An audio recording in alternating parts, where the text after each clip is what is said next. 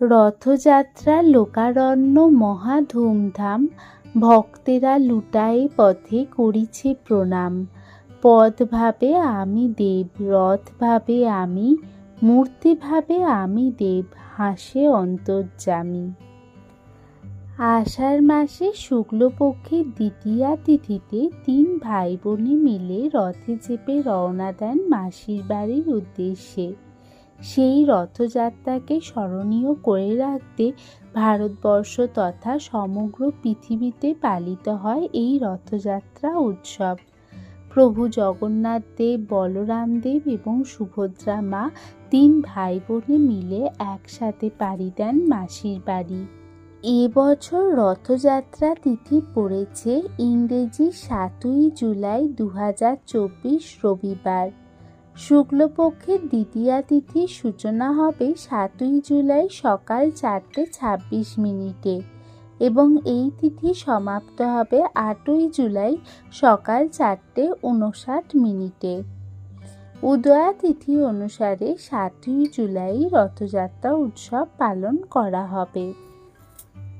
বাড়িতে সহজ উপাচারে রথযাত্রার পুজো করার জন্য আমি এখানে একটি সিংহাসনের মধ্যে জগন্নাথ দেব, বলরাম দেব এবং সুভদ্রা মাকে বসিয়ে নিয়েছি। তারপর আচমন করে আমি পূজাপাঠ শুরু করছি। প্রথমে হলুদ রঙের কাপড়ের মধ্যে ঠাকুরকে বসিয়ে ঠাকুরকে একটি ঘিয়ের প্রদীপ ঠাকুরের সামনে আমি প্রজ্বলন করে নিচ্ছি। ঘিয়ের প্রদীপটি প্রভু জগন্নাথ দেব, বলরাম দেব, সুভদ্রা মাকে দেখিয়ে নেব।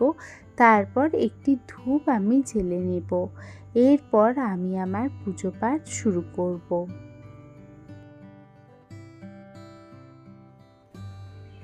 এখানে প্রভু শ্রী জগন্নাথ দেব, বলরাম দেব এবং সুভদ্রা মায়ের স্নানাভিষেক করার জন্য আমি একটি পিতলের থালার মধ্যে ওম চিহ্ন এঁকে নিয়েছি এবং এর মধ্যে আমি ফুল এবং তুলসী পাতা দিয়ে দিলাম।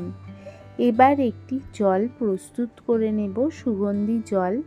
সুগন্ধি জল প্রস্তুত করার জন্য আমি দিয়ে দিলাম একটু অগরু দিয়ে দিলাম এবং কর্পূর ভেঙে গুঁড়ো করে আমি সুগন্ধি জলটি প্রস্তুত করে নিলাম। এরপর এর মধ্যে আমি একটু ফুল দিয়ে দিচ্ছি। এরপর এই সুগন্ধি জল দ্বারাই আমি প্রভু শ্রী জগন্নাথ দেব, বলরাম দেব এবং সুভদ্রা মায়ের চরণ ধুয়ে দেব এবং তাদের স্নানাভিষেকও করিয়ে নেব। এখানে বলবো ইদং পাদ্যং শ্রী বলদেবায় নমঃ, ইদং পাদ্যং শ্রী বলদেবায় নমঃ, ইদং পাদ্যং শ্রী বলদেবায় নমঃ। যেহেতু বলরাম দেব বড়, তাই বলরাম দেবের পাদ প্রক্ষালন অর্থাৎ পা আগে ধুয়ে দিতে হবে। এরপর আমি আবারও বলবো প্রভু শ্রী জগন্নাথ দেবের উদ্দেশ্যে ইদং পাদ্যং শ্রী জগন্নাথ দেবায় নমঃ, ইদং পাদ্যং শ্রী জগন্নাথ দেবায় নমঃ, ইদং পাদ্যং শ্রী জগন্নাথ দেবায় নমঃ, ইদং পাদ্যং শ্রী জগন্নাথ দেবায় নমঃ। এখানে সুভদ্রা মায়ের উদ্দেশ্যে বলবো ইদং পাদ্যং শ্রী সুভদ্রাভ্যাং নমঃ, ইদং পাদ্যং শ্রী সুভদ্রাভ্যাং নমঃ, ইদং পাদ্যং শ্রী সুভদ্রাভ্যাং নমঃ। এরপর একটি পরিষ্কার কাপড়ের মধ্যে সুগন্ধি জল নিয়ে নিচ্ছি, দিয়ে এই কাপড়টিকে দিয়ে খুব ভালোভাবে জগন্নাথ দেব, বলরাম দেব এবং সুভদ্রা মায়ের বিগ্রহ আমি মুছিয়ে নিচ্ছি। এইভাবে প্রভু শ্রী জগন্নাথ দেব, বলরাম দেব এবং সুভদ্রা মায়ের জলাভিষেক করে নিলাম। এরপর প্রভু শ্রী জগন্নাথ দেব, বলরাম দেব এবং সুভদ্রা মাকে আমি রথযাত্রার জন্য নতুন জামা পরিয়ে দিচ্ছি। ঠাকুরের জন্য কেনার নতুন ঘাগরা আমি প্রভু শ্রী জগন্নাথ দেবকে পরিয়ে দিলাম। লাল রঙের ঘাগরা পরে আমার জগন্নাথকে কি সুন্দর লাগছে দেখুন। এরপর আমি সুভদ্রা মাকেও ঘাগরা পরিয়ে দিচ্ছি। এই সুভদ্রা মায়ের জন্য কেনা হয়েছে গোলাপি রঙের ঘাগরা। এইভাবে সুভদ্রা মাকে ঘাগরা পরিয়ে দিয়ে এরপর আমি প্রভু শ্রী বলরাম দেবকেও ঘাগরা পরিয়ে দিলাম। প্রভু শ্রী জগন্নাথ দেব, বলরাম দেব, সুভদ্রা মাকে আমার সাজানো মোটামুটিভাবে হয়ে গেছে। এবার শুধু ওড়নাগুলো ঠাকুরের গায়ে দিয়ে দেওয়ার পালা। ওড়নাগুলোকে খুব ভালোভাবে ঠাকুরের গায়ে দিয়ে সাজিয়ে নিচ্ছি। মাতা সুভদ্রা রানীর ওড়নাকে ঘোমটার মতো করে মাথার ওপর দিয়ে দিলাম।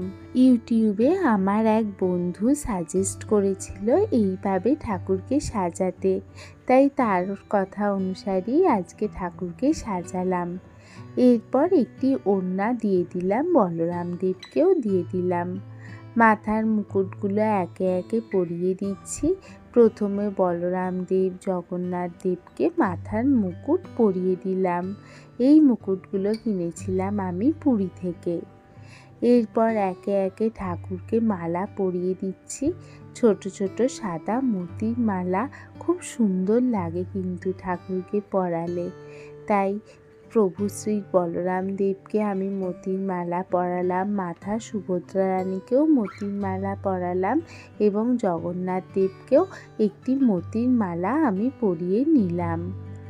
এইভাবে ঠাকুরকে আমার সাজানো হয়ে গেছে।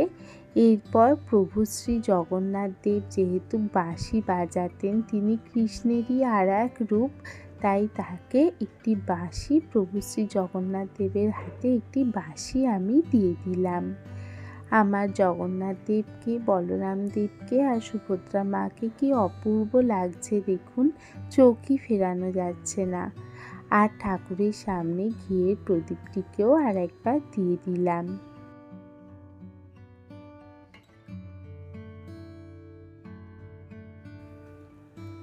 প্রভু শ্রী জগন্নাথ দেবকে এবার তুলসীর পত্র নিবেদন করছি। আপনারা এই রথযাত্রার দিনে প্রভু শ্রী জগন্নাথ দেবকে যদি দর্শন করতে চান, তাহলে আপনারা পুরীতে তো যেতে পারেন, তা না হলে মাহেশেও কিন্তু আসতে পারেন। শ্রীরামপুর মাহেশে ওখানে প্রায় 600 বছরের পুরনো রথযাত্রা পালিত হয়। আমার বাড়ি যেহেতু শ্রীরামপুরেরই কাছাকাছি, তাই আমরা মাঝে মাঝে যেতাম মাহেশের রথযাত্রা দেখতে। সত্যি দেখার মতো, আর প্রচুর ভিড় হয়, প্রচুর দর্শনার্থীও আসে ঠাকুরকে দেখতে, ঠাকুরের রথ ধরে টানতে।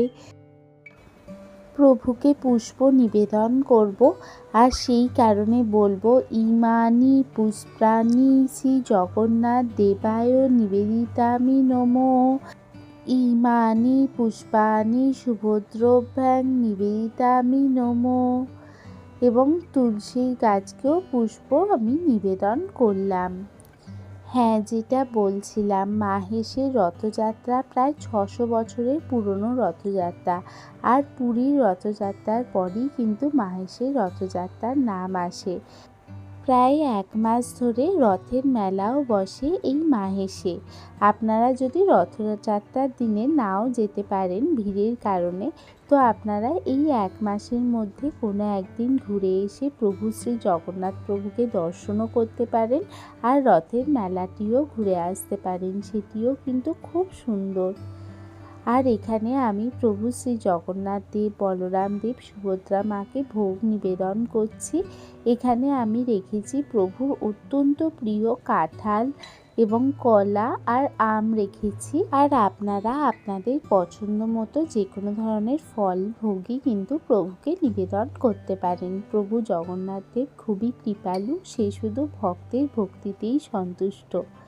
আর এখানে প্রভুর জন্য কিছু মিষ্টি রেখেছি, আর জলের মধ্যে তুলসী পাতা দিয়ে প্রভু শ্রী জগন্নাথ দেব, বলরাম দেব এবং সুভদ্রা মাকে নিবেদন করেছি।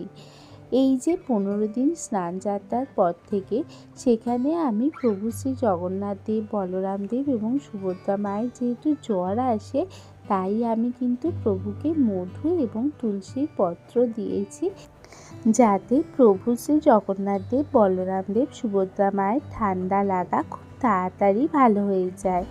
আমরাও তো আমাদের ঠান্ডা লাগলে মধু আর তুলসীর পাতা খাই, তাই প্রভুকেও আমি তাই দিয়েছি। এরপর ঠাকুরকে হাত জোড় করে নমস্কার করে নিলাম। নমস্কারের মন্ত্রটি হলো নীলাচল নিবাসায় নিত্যায় পরমাত্মনে বলভদ্র সুভদ্রভ্যাং শ্রী জগন্নাথায় তে নমঃ। এখানে আমি ঠাকুরকে এবার আরতি করে নিচ্ছি। আরতি করার জন্য প্রথমে ধূপ দিয়ে আরতি করলাম। এরপর প্রভু শ্রী জগন্নাথ দেব, বলরাম দেব, সুভদ্রা মহারানীকে আমি পঞ্চপ্রদীপ দ্বারা আরতি করে নেব। পঞ্চপ্রদীপ দিয়ে আরতি করার জন্য ঘড়ির কাঁটার দিকে 7 বার প্রদক্ষিণ করে প্রভু শ্রী জগন্নাথ দেবের আরতি করে নিতে হবে। প্রথমে চরণে 4 বার, নাভিদেশে 2 বার, মুখমণ্ডলে 3 বার এবং সর্বাঙ্গে 7 বার দেখিয়ে প্রভু শ্রী জগন্নাথ দেব, বলরাম দেব এবং সুভদ্রা মায়ের আরতি আমি করে নিচ্ছি।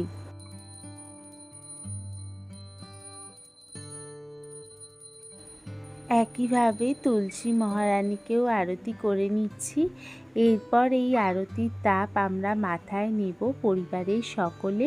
এরপর আমি কর্পূর দিয়ে আরতি শুরু করব।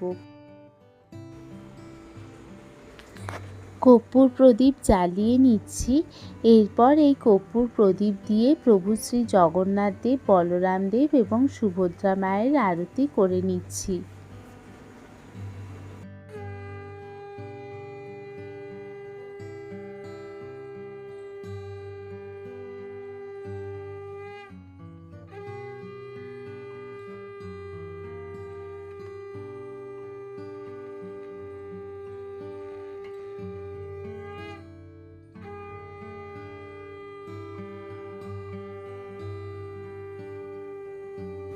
কর্পূর দিয়ে আরতি করার পর এই কর্পূর প্রদীপের তাপও আমরা মাথায় নেব।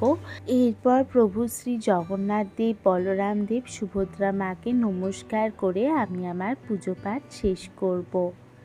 কেমন লাগলো আমার আজকের এই ভিডিও তা জানাতে একদম ভুলবেন না। ভালো লাগলে একটা লাইক ও আমার চ্যানেলকে একটা সাবস্ক্রাইব করে আমার সাথে থাকবেন। সকলে ভালো থাকবেন, সুস্থ থাকবেন, সাবধানে থাকবেন। সামনেই আসছে রথযাত্রা, তাই প্রভুকে খুব ভালোভাবে প্রার্থনা করবেন। প্রভু আপনাদের মনের সব ইচ্ছা পূর্ণ করবে।